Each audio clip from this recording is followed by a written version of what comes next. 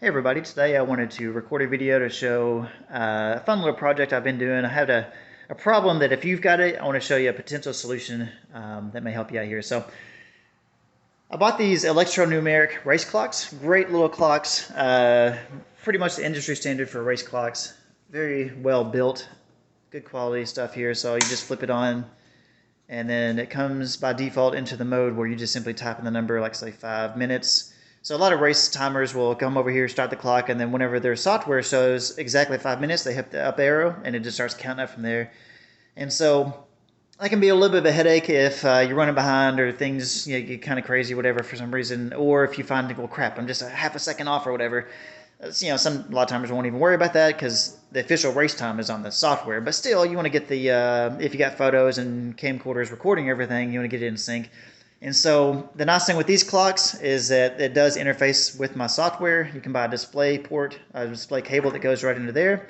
And what you'll do is you'll hit clear and you put it in RD mode.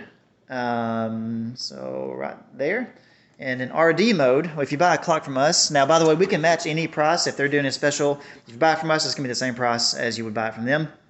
If you buy it from us, though, it's going to come, we're going to make sure you get a USB to serial cable. I don't know if they're doing that now for everybody, but they've been doing that for our customers here.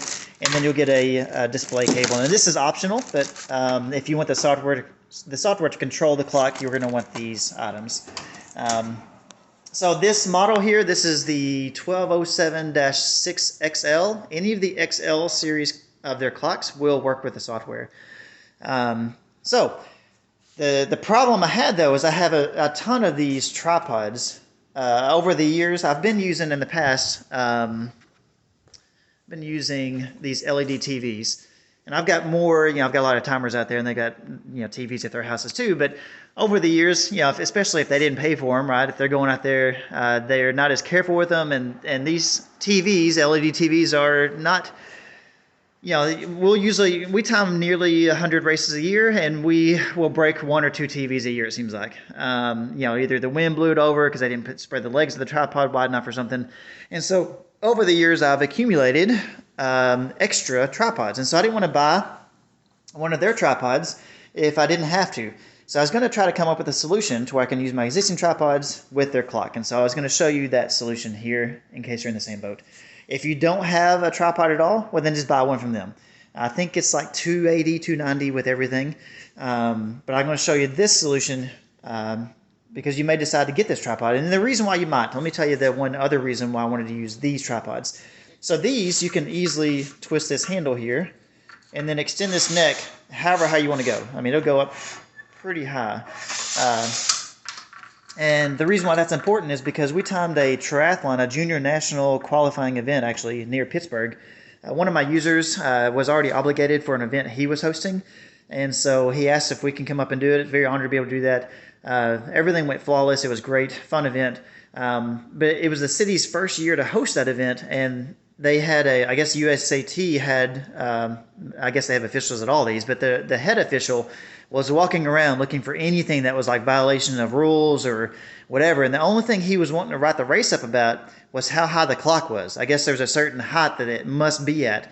And so we actually had to make, and it's just silly, okay? But like the tripod that we had, I guess that came with it, was fixed. It couldn't go any higher. And so the only thing we had close to us was cases of water bottles. And so we had to build a foundation to put the tripod on so the clock would be high enough so that the race official would get off of her back. Now, he was a nice guy, but he was a stickler on that clock. It's got to be a certain height based on USAT rules or something. And so I like this tripod because that's not a concern anymore. I can raise that clock however high I want. And so I'm going to show you a solution if you have the same tripod or if you want to buy the same tripod. Again, I bought these from Amazon for, I think, nearly $100 or so. So what I did is I went to Home Depot and I looked at, okay, what all do I have here? We got holes here and got two little bolts, and you got these little plastic pieces here. This is what the extension cord wraps around, or not the power cable. And by the way, these have like a battery that'll last like 9 hours, I believe. But if you have a race that's longer than that, just plug the power cable in and it'll go as long as you need. So anyways, how can I mount this clock onto the tripod? That was the problem I had, and I want to show you the solution I came up with. So what I found is that this bolt you can take out, Now this is a super long bolt. The hardest part of this whole process is sometimes, and watch me have the trouble now, sometimes getting this right back in the hole can be a little difficult. So I have to bring it up, bring it back down, and eventually, yeah, right there, it's in there, so you screw it down. So what I did is I take this bolt out, and everything I show you here, I'll put a link in the description below. So you take a 1-inch floor flange, anything bigger than a 1 inch and it won't fit in here. And the hole of the flange is perfect for the size of the hole of the bolt that it came out of. So then, if we get lucky, we drop it straight back in the hole. Let's see here. Okay, good. All right, and then we're going to take a socket. You can use a 11 millimeter or a 7/16.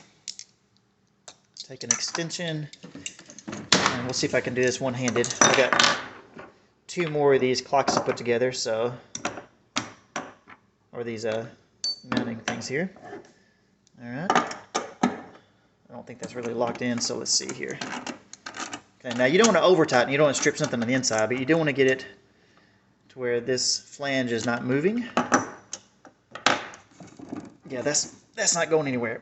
Okay, so now this side is bolted down, but what about this side? Well, look here. This bolt is perfect for if you take a 5-inch bolt, it feeds perfectly through there. Now, if this was 1 millimeter bigger, I mean, that is like rubbing up on it. And so, I don't know if I can do this part one-handed, but you take a, no, I can't do it one-handed here, but anyways, you can take a wing nut and lock that thing down. And so what's nice with this is your cable can still wrap around, no problem. And the way the rest of this goes together, you take a 1-inch little coupling here. I think they call it an X-close, a 1-inch piece here. And then you take this piece, which is a reducer, 1-inch to 1 1/4 inch reducer. Okay, and you take this piece, which is a 1 1/4 inch by 4-inch long little piece of pipe there, and that fits perfectly over the tripod. Okay, and this will simply screw into there. So now you have, if I can get the threads on there we go. Now, by the way, I would screw that in pretty tight, not insanely tight, on each end of the reducer. That way you can twist anywhere on here and the whole thing comes out of the bottom of the flange. Because when you're packing stuff away and put stuff in your vehicles, you don't want something like that to have to negotiate around when you're packing stuff. So it's nice to be able to take this off and store that whole thing just like that. It's not sticking up at all.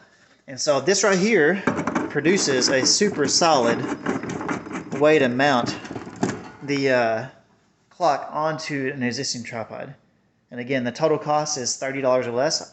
And again, I'll put a description of everything here in the link below. So yeah, this is a 1-inch to 1 1/4 inch reducer, and this is called a 1-inch X-close, the 1-inch floor flange, and then the 1 1/4 inch to 4-inch little adapter there. So, and then the final thing you'll need is I use a 3/16 inch wing nuts. So, anyways, works great. Just wanted to show you this solution in case it benefits other people. Next video, what I'm going to do is I'm going to do a comparison video between the race result mat and the black box timing mat. These are the only 2 mats. As far as I'm aware, I read through the patent. Race result has been very patient as I figured things out. We were selling a Feebot mat. We can no longer sell that. I agree with their patent. I didn't know about it before, I think, December of 2021. Or 2021. And so these are the 2 black box licensed their patent, and so we're going to do a comparison to see, there are some differences. The Race Result mat, it's a highly respected company. Everyone knows they make good stuff. I've been enjoying interacting with them. Very friendly people there. And same with black box, but I've got more of a history with Race Result here. And so we're going to compare their mat, which is very trusted, highly respected company, against the black box timing mat. The difference is just a couple $100. The mat here is a little bit longer. And so we're just going to see, is there any reason why you shouldn't buy one of these? I don't expect that's going to be the case. But a lot of people have the Feebot mat, though, because we were selling it before we were informed of the patent. And so we're no longer selling that. But since a lot of people have it, we're going to do a comparison of all 3. But just know that these 2 are the only ones you can buy. And so this is my timing box that I created in the last video. You'll see that, I want to be able to wheel this out. And I took the printers off just so you can see, the mats themselves. But this is the laptops. This is the timing box with the outlets and the exhaust fan.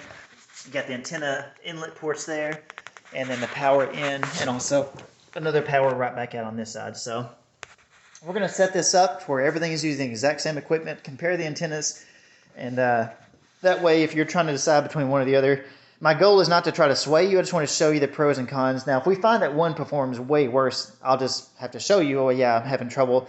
And I've got a little RFID meter that'll show you the power output. And so I'll try to make everything as fair as I can. I expect both of them to perform really well, but that'll be in my next video. So anyways, hope you enjoyed this one. And, you know, I always try to find good solutions to problems, and I hope you enjoy it.